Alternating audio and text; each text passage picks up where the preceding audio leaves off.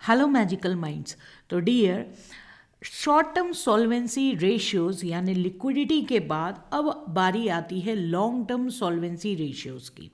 और long term solvency ratios में basically हम ये देखते हैं कि एक जो बिजनेस है वो लॉन्ग टर्म यानी मोर देन 1 ईयर से ज़्यादा की अगर बात हो रही है तो लॉन्ग टर्म में उसका सॉल्वेंसी पोजीशन यानी पेमेंट कैपेसिटी कैसे रहने वाली है। ठीक है, तो यहाँ पर देखिए आपके सामने कौन कौन से रेशियोज आते हैं।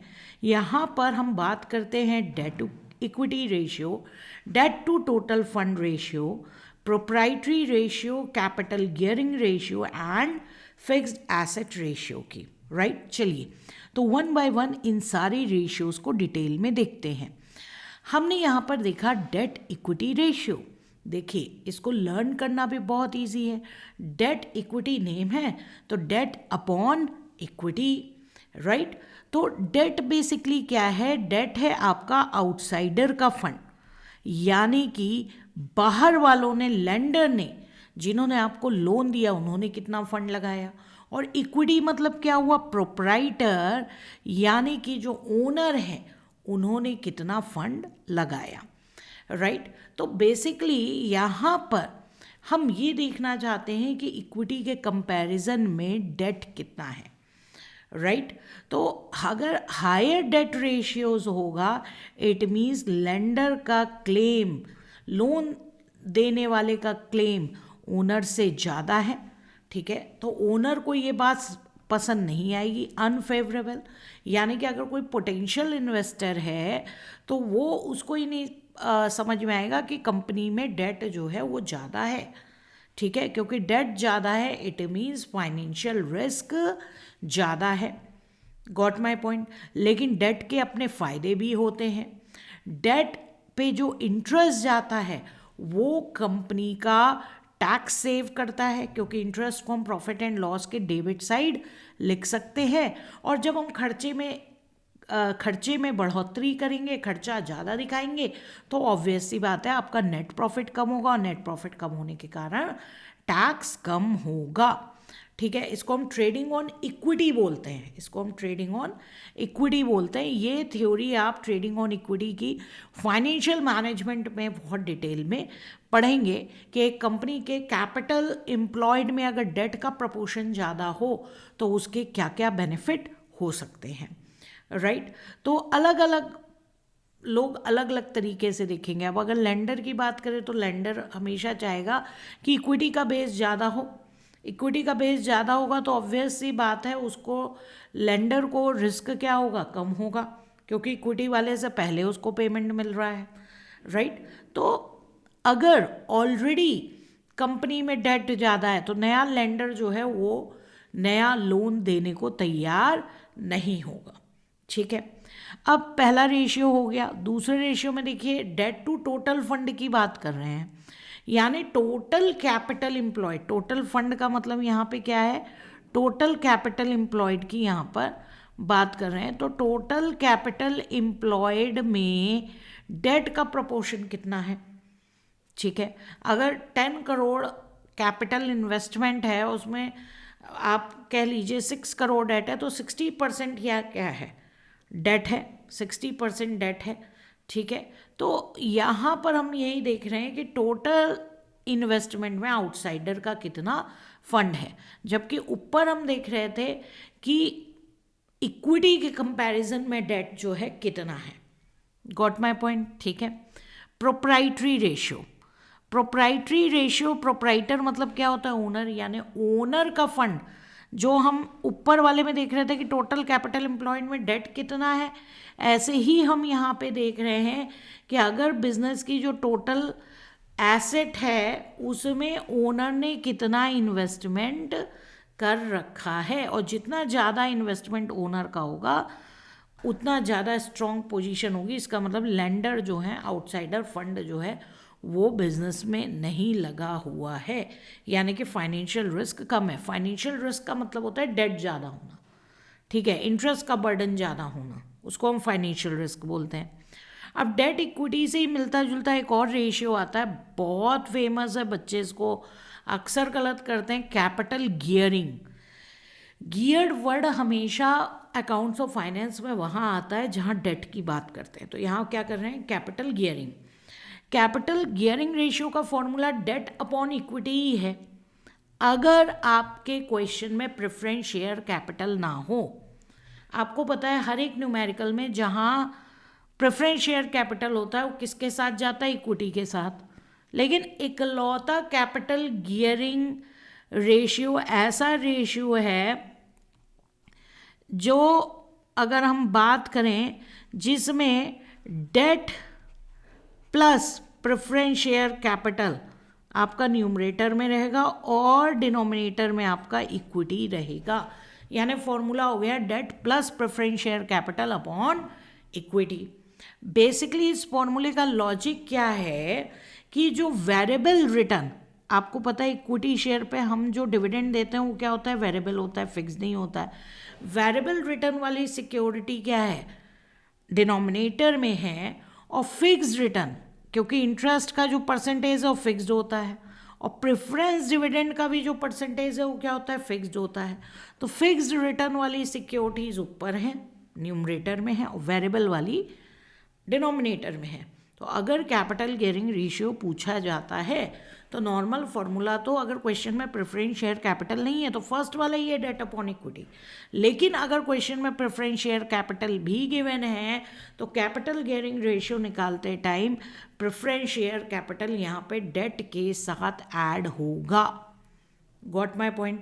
तो ये बहुत इम्पॉर्टेंट है, अक्सर इसीलिए एग्ज़ाम में बच्चे जो हैं इसको गलत कर देते हैं। हाईली गियर्ड कैपिटल का मतलब ये है कि जहाँ पर इक्विटी कम है और फिक्स्ड रिटर्न वाली सिक्योरिटीज़ ज़्यादा हैं। समझ में आ रही बात। यहाँ पे देखिए ट्रेडिंग ऑन इक्विटी की बात की गई है। ट्रेडिंग ऑन इक्विटी हम फाइनेंशियल मैनेजमेंट में डिटेल में पढ़ेंगे। चलिए आगे आते हैं, फिक्स्ड एसेट रेशियो। तो फिक्स्ड एसेट में ये है कि टोटल कैपिटल एम्प्लॉयड में से कितना इन्वेस्टमेंट एसेट में, जो टोटल एसेट का फिक्स्ड एसेट है, कितना इन्वेस्टमेंट फिक्स्ड एसेट पे किया गया है, ये चीज़ हम यहाँ पर देखते हैं। ठीक है, कितना इन्वेस्टमेंट बिजनेस के चलाने के लिए फिक्स्ड एसेट पे किया गया है। तो अगर रेशियो 1 से कम होता है तो ज़्यादा अच्छा माना जाता है। ठीक है, क्योंकि टोटल कैपिटल एम्प्लॉयड का सारा पोर्शन तो फिक्स्ड एसेट पे खर्च कर नहीं देंगे, हमेशा कमी करेंगे, हमें बाकी चीज़ों के लिए भी पैसा चाहिए, राइट। तो ये हमारे लॉन्ग टर्म सॉल्वेंसी रेशियोज थे। ये आपसे थ्योरी में भी पूछे जाते हैं, आपको थ्योरी क्वेश्चन दे दिया जाता है कि बताइए कि कैसे कंपनी की पेमेंट कैपेसिटी को हम चेक कर सकते हैं। तो वहाँ पे आप लिखेंगे short term solvency and long term solvency ratios. तो चलिए लॉन्ग टर्म सॉल्वेंसी रेशियो पे बेस्ड एक क्वेश्चन करते हैं। तो यहाँ पर एक हमको बैलेंस शीट दी गई है और बात की गई है करंट रेशियो निकालने की, क्विक रेशियो निकालने की, debt equity and proprietary ratio, right. तो चलिए सबसे पहले हम क्या निकालते हैं, करंट रेशियो। ठीक है, तो करंट रेशियो निकालने के लिए हमें करंट एसेट्स देखनी पड़ेंगी। तो स्टॉक हमारा करंट एसेट है, डेटर्स हमारा करंट एसेट है, इन्वेस्टमेंट क्योंकि शॉर्ट टर्म है यानी कि आपने शेयर मार्केट में इन्वेस्ट कर रखा है, मार्केटेबल सिक्योरिटीज़ में इन्वेस्ट कर रखा है, तो ये भी क्या है, आपका करंट एसेट है, और कैश इन हैंड भी आपका करंट एसेट है। तो इन सब को हम क्या कर देंगे, ऐड कर देंगे। ठीक है, तो यहाँ पे ऐड करके हमारा करंट एसेट कितना आ जाएगा, करंट एसेट हमारा आ जाएगा ₹40,000। ठीक है, तो चलिए अब देखते हैं करंट लाइबिलिटी। तो करंट लाइबिलिटी में हमको मिला क्रेडिटर्स, बैंक ओवरड्राफ्ट, टैक्स का करंट ईयर का प्रोविज़न बना रखा है, टैक्स का फ्यूचर ईयर का प्रोविज़न बना रखा है, ये आपका करंट लाइबिलिटी हो गया। प्रॉफिट एंड लॉस को हम नहीं लेंगे क्योंकि profit and loss generally reserve and surplus का जो है पार्ट रहता है, ये ऊपर लिखा होना चाहिए था, इन्होंने कंफ्यूज करने के लिए आपको नीचे लिख के दिया है। ठीक है, तो अगर हम करंट लाइबिलिटीज़ को ऐड करते हैं तो हमारा कितना आता है, हमारा आता है 28,000 रुपीज़। तो आप सबसे पहले करंट एसेट और करंट लाइबिलिटीज़ को ऐड करके दिखाएंगे। मैं यहाँ पे अलग से लिख नहीं रही हूँ, लेकिन अगर एग्ज़ाम में ऐसा क्वेश्चन आता है तो आप पहले इसको ऐड करके दिखाएंगे, राइट। तो अब हमारा जो पहला वाला पोर्शन था कि हमें क्या निकालना था, current ratio equal to current asset upon current liability. और करंट एसेट हमने निकाला था ₹40,000। एग्ज़ाम में पहले लिख कर दिखाएंगे कि करंट एसेट आपका आ कैसे रहा है, ठीक है, अगर ऐसा क्वेश्चन आता है तो। और करंट लाइबिलिटी है 28,000, तो 40,000 डिवाइडेड बाय 28,000 आपका आया 1.43 टाइम्स। ये हो गया आपका आंसर, राइट। सेकंड वन में हमसे पूछा गया था कि क्विक रेशियो हमको निकालना है, ठीक है। तो क्विक रेशियो में हमें क्या चाहिए, quick asset upon quick liability चाहिए, ठीक है।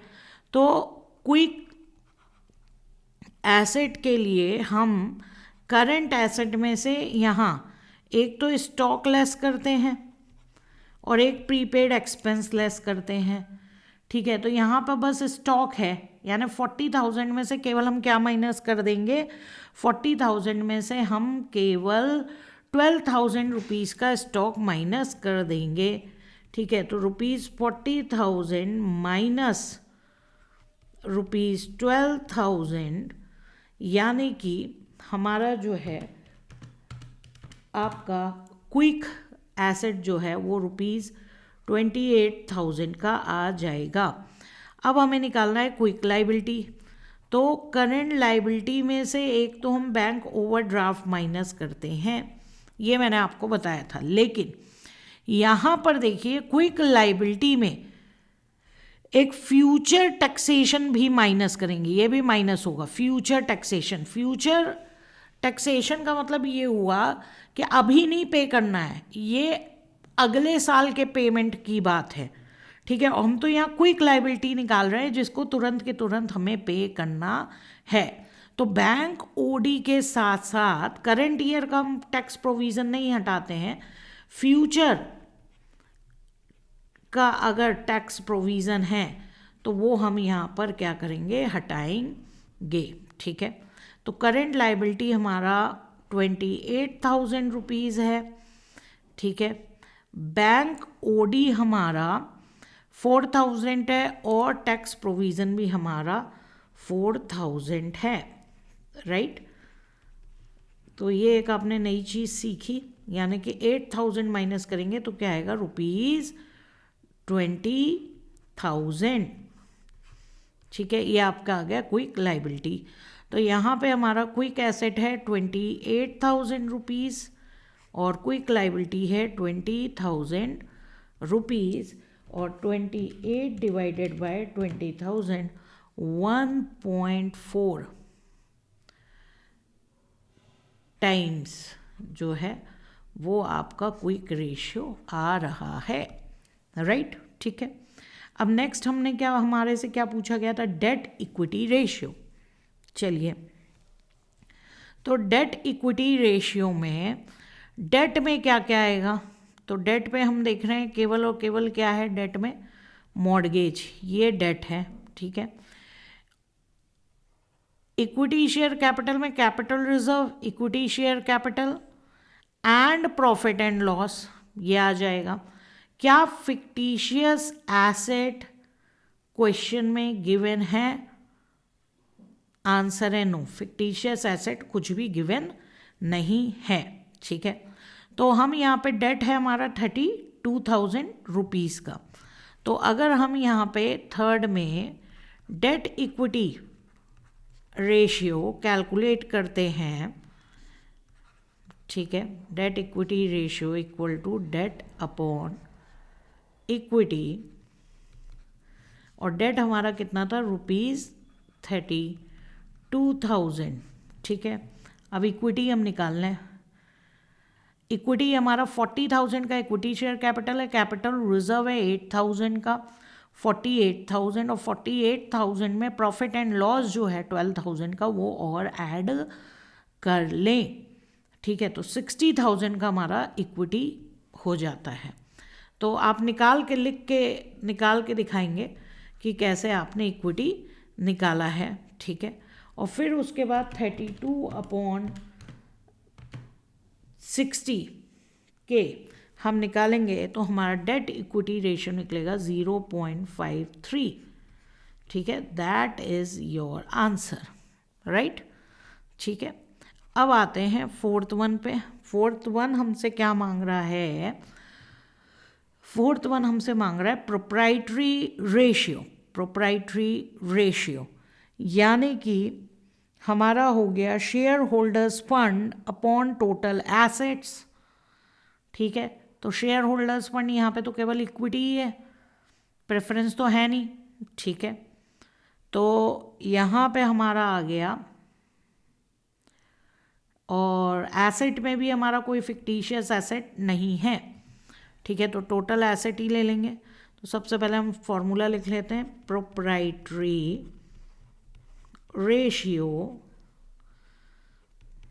Equal to share holders,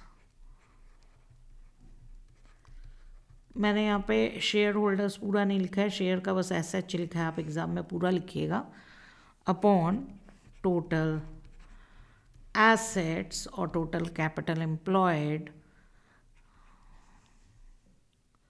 right. और शेयर होल्डर्स फंड यहाँ पर आप देख रहे हैं 48 और 12 60,000 ही है, और 1,20,000 हमारे टोटल एसेट है। एसेट में कोई भी फिक्टिशियस एसेट नहीं है जिसको हम लेस करें।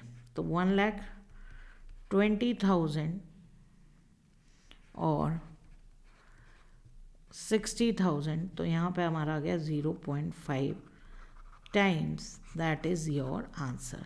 तो इस तरीके से हम लॉन्ग टर्म सॉल्वेंसी रेशियोज़ जो हैं वो निकालते हैं। आई होप आपको ये चीज़ समझ में आ गई होगी। Okay dear, thank you.